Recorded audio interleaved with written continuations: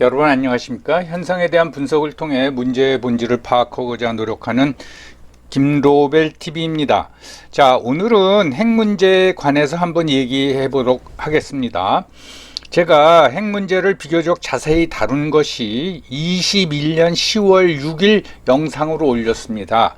그 당시 왜 올렸나 하면은 이상한 현상이 자꾸 일어나서 우리가 실질적으로는 ICBM을 가지고 있다. 그래서 남은 거는 이제 핵탄두밖에 없다. 이제 그런 의문이 들어서 영상을 올렸습니다. 벌써 한 1년 한 3개월 정도가 됐네요. 그런데 금년 들어와 가지고 윤석열 대통령이 이 핵 개발과 관련된 발언을 여러 차례 했습니다. 저는 그것을 윤석열 대통령이 쏘아올린 작은 공, 이게 혹시 나중에 큰 공이 될 수도 있죠.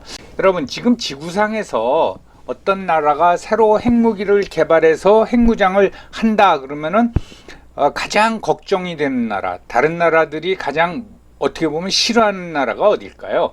제가 생각하기에는 이란하고 대한민국입니다. 이란이 핵무기를 보유했다 하는 순간 중동의 국제 질서는 완전히 바뀌어버리고 그 얘기는 세계 질서가 바뀐다는 얘기입니다. 지금 뭐 북한이 핵무기를 가지고 있지만은 대한민국이 핵무기를 개발해서 가지고 있다 하는 순간 동아시아 질서도 완전히 바뀌어버리는 겁니다. 그런데 이거와 관련된 발언이 계속 나오는 거죠. 진짜 우리나라가 핵무장을 하게 될까요? 요거를 한번 살펴보도록 하겠습니다.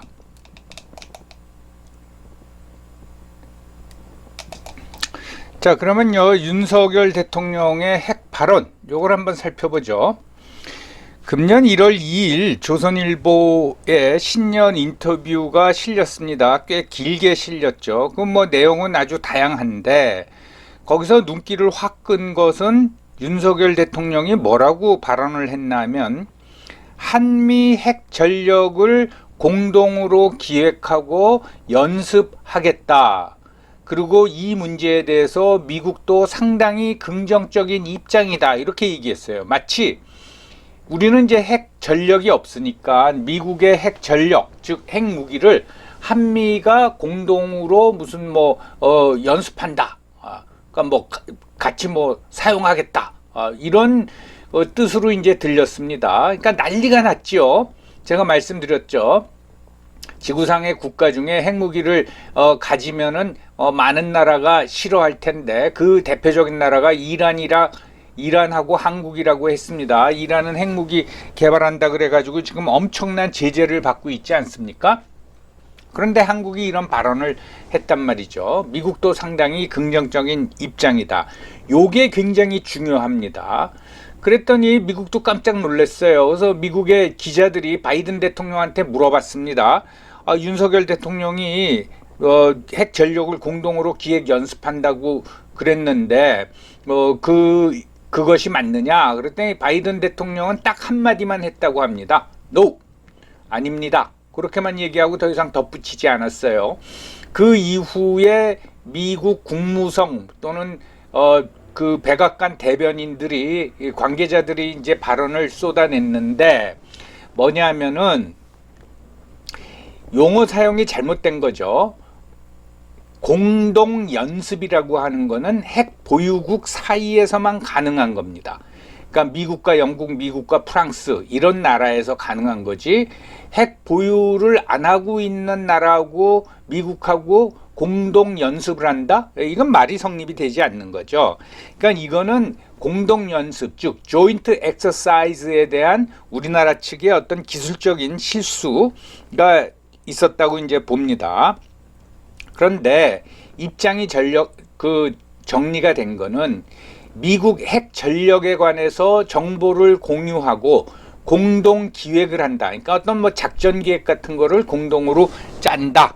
그거는 이제 그 확인된 사실입니다. 그래서 좀 한바탕 소동을 치렀죠.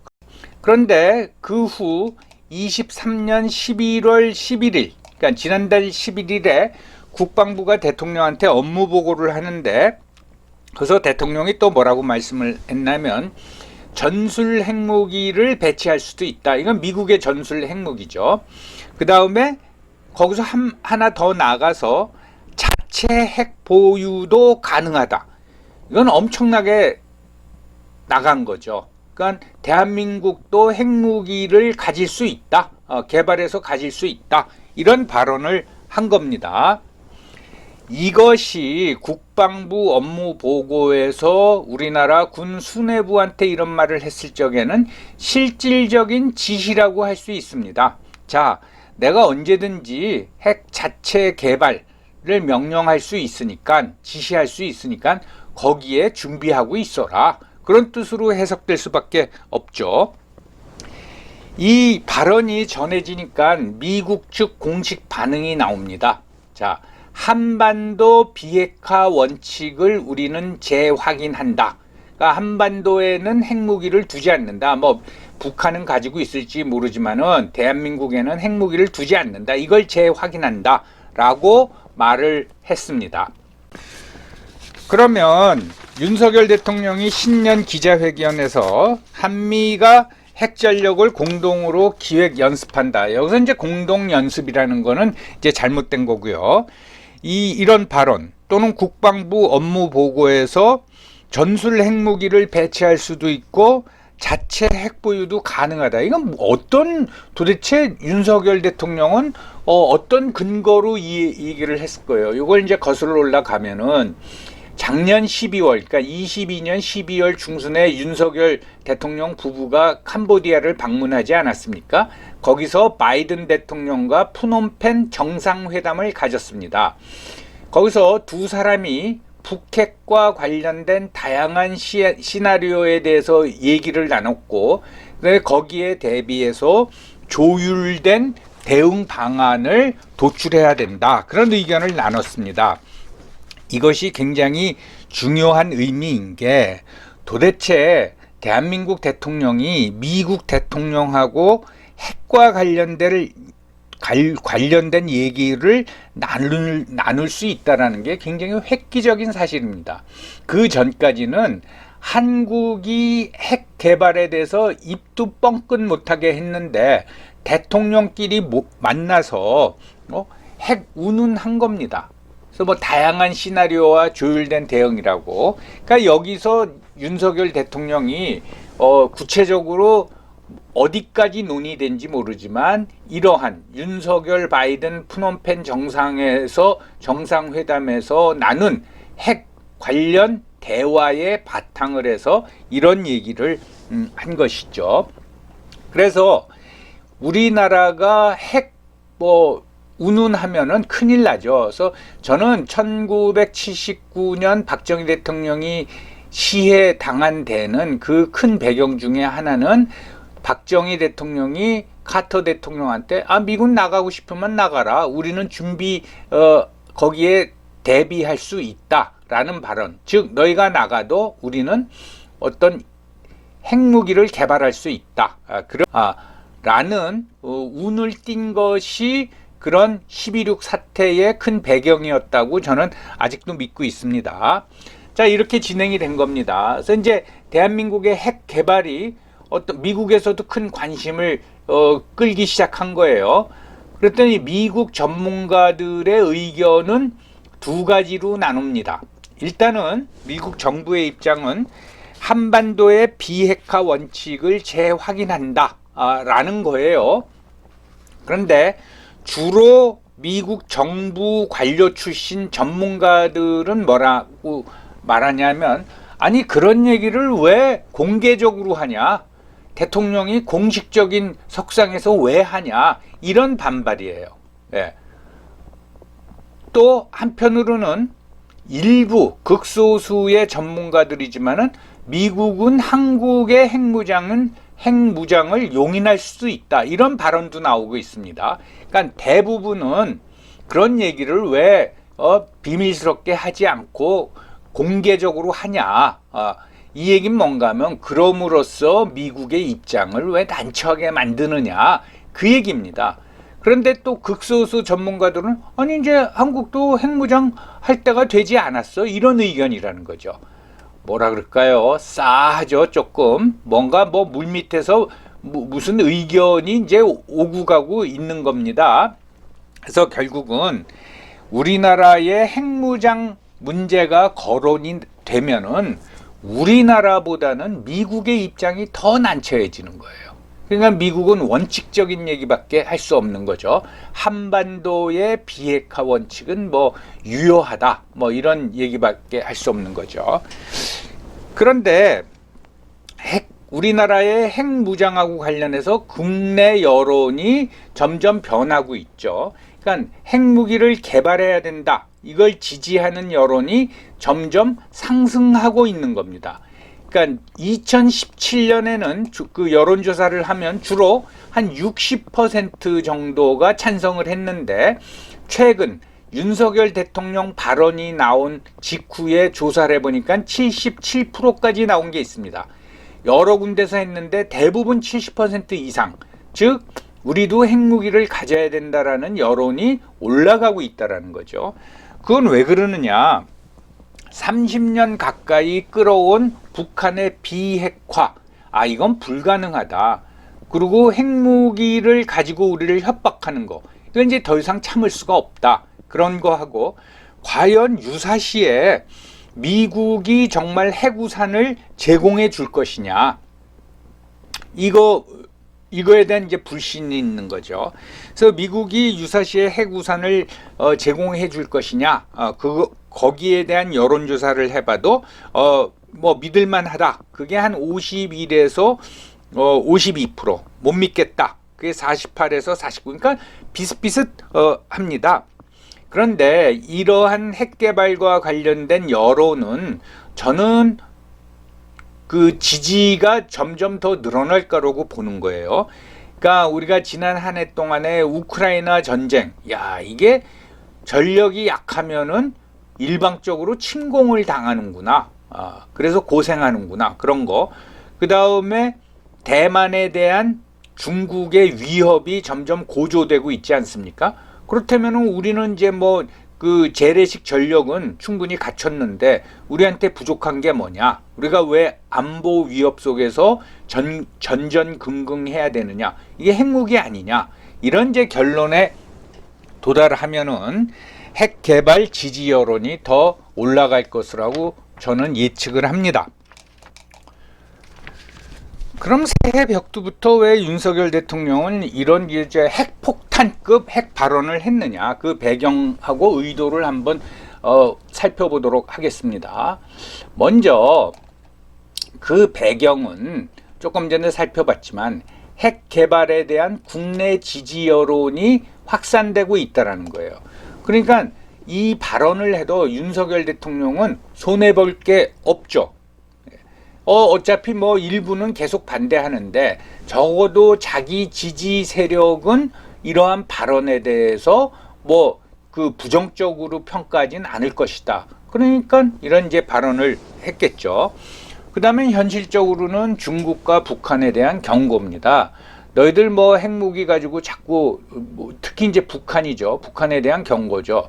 너희들 핵무기 가지고 자꾸 우리 위협하는데 우리도 개발할 수 있어. 우리도 가질 수 있어. 이제 이런 경고를 보내는 거죠. 함부로 까불지 말아라. 그런 거고, 크게 봐서는 세계 및 동아시아 질서의 급변입니다.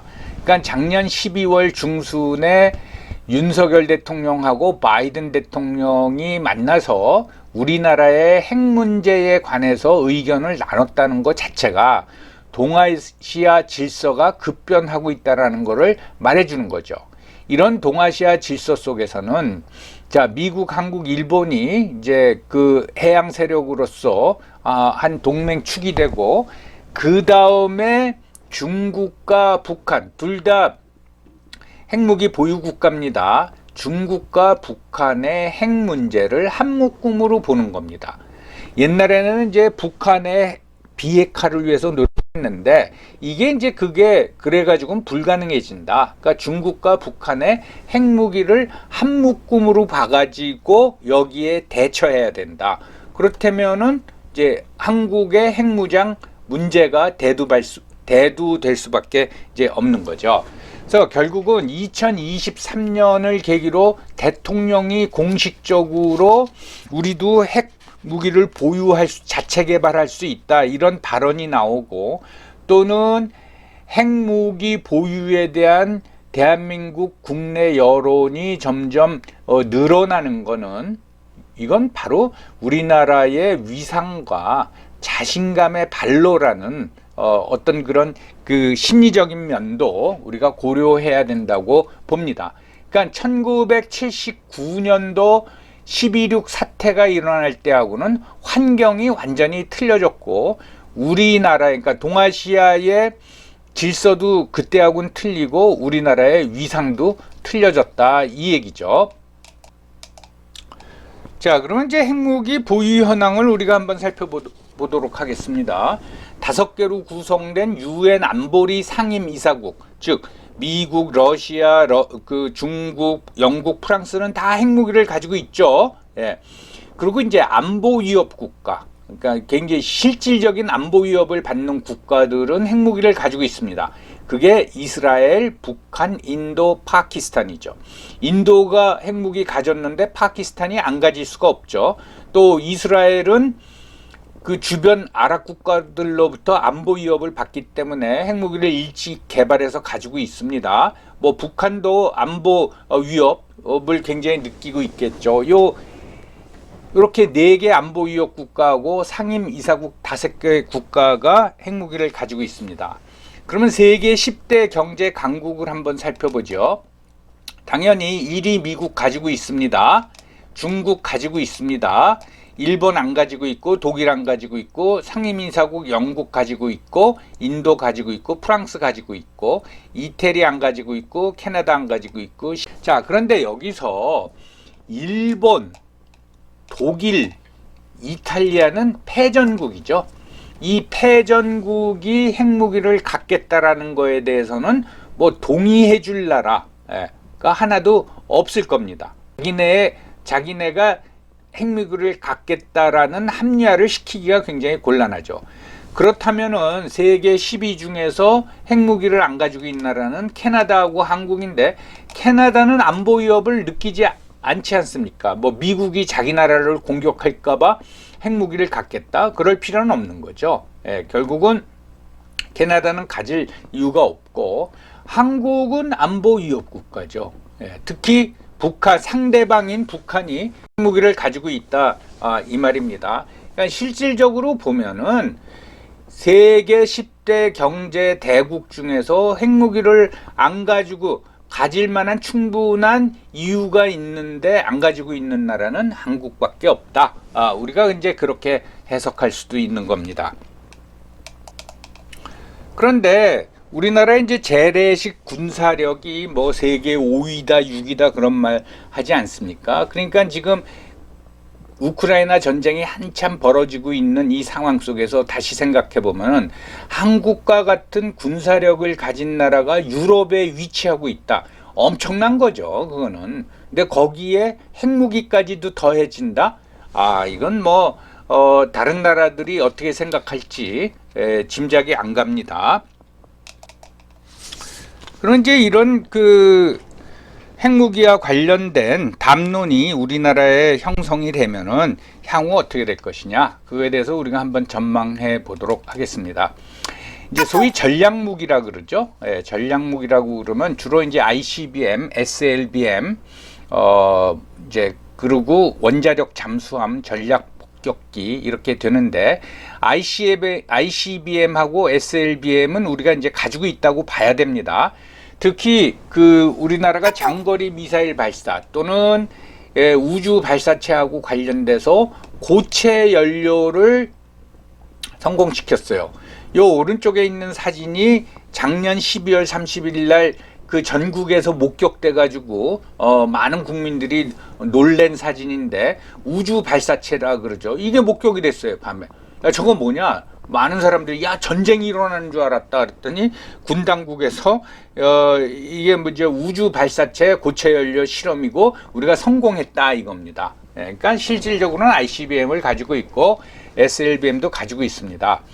그리고 원자력 잠수함은 우리가 이제 기술은 다 확보해냈죠. 조그만 잠수함에 탑재할 소형 원자로만 우리가 개발하면 되는데 이건 기술은 확보되어 있습니다. 아닌 말로 이제 미국이 허락만 해주면은 원자력 잠수함이 이제 건조하는 거예요. 그럼 몇 년 있으면 우리가 보유하게 되는 겁니다.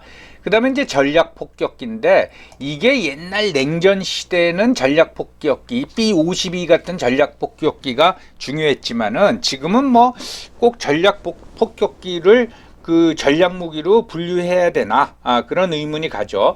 적어도 F-16 이상이 되면 소위 말해서 전폭기라 그러죠. 전투기하고 폭격기를 겸한 겁니다. 그래서 거기 공대지 미사일에다가 핵탄두를 다루면은 그게 이제 핵무기가 되니까 과연 전략폭격기가 필요한가? 특히는 우리는 작전 반경이 굉장히 가깝지 않습니까? 그래서 실질적으로 우리가 가지고 있지 않는 전략무기라는 건 이제 핵탄두죠. 핵탄두 하나입니다.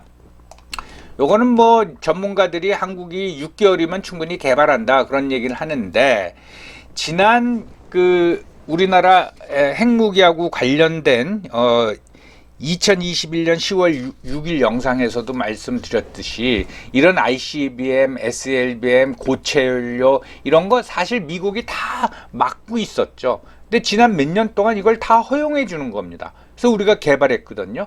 그러니까 고체연료 같은 경우에도 장거리 미사일에다 쓸까봐 이거를 그 개발 못하게 했는데 미국이 이걸 허락을 해줬죠. 근데 그 허락해 주면은 미국 입장에서는 야, 한 1년, 2년 있다가 성공하겠구나 그랬는데 금방 성공해서 이런 우주 발사체를 발사하고 말았습니다.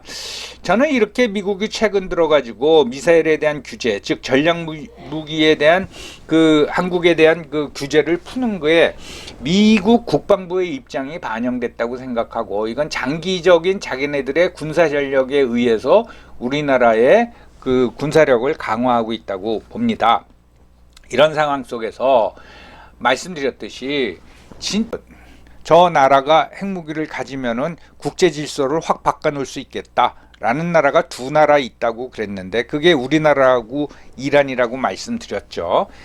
그러면은 말하자면 이제 이란이 핵무기를 개발했다 이게 확인이 되면 사우디아라비아도 이제 개발하겠죠. 예를 들면 그런 식으로 한국의 핵무기를 보유했다 그러면 핵 도미노 현상이 일어나고 거기에 가장 당황한 거는 미국, 중국이 되겠죠. 중국도 지금 노심초사하고 있을 겁니다. 저러다가 그 또라이 같은 윤석열이 진짜 핵무기 개발해서 가지고 있는 대한민국의 핵무기 갖는 거 아니야? 이렇게 노심초사하고 있을 겁니다. 뭐 간첩도 활발히 그걸 파악하려고 활동하고 있겠죠. 자, 핵 도미노 현상이 일어나고 그런데 이제 거기에 대해서 제가 말씀드린 우리는 안보 위협을 실질적으로 느끼는 나라란 말이죠. 다른 나라하고는 틀리단 말이죠. 아무튼 그런 게 있고 그 핵무기 개발할 경우에는 국제 제재는 들어옵니다. 이란이 뭐 지금도 고생하고 있지 않습니까? 그래서 그런 이제 문제는 있고 하는데 우리가 정작 개발을 해버렸다. 그러면은 뭐 어쩔 수가 없는 거죠.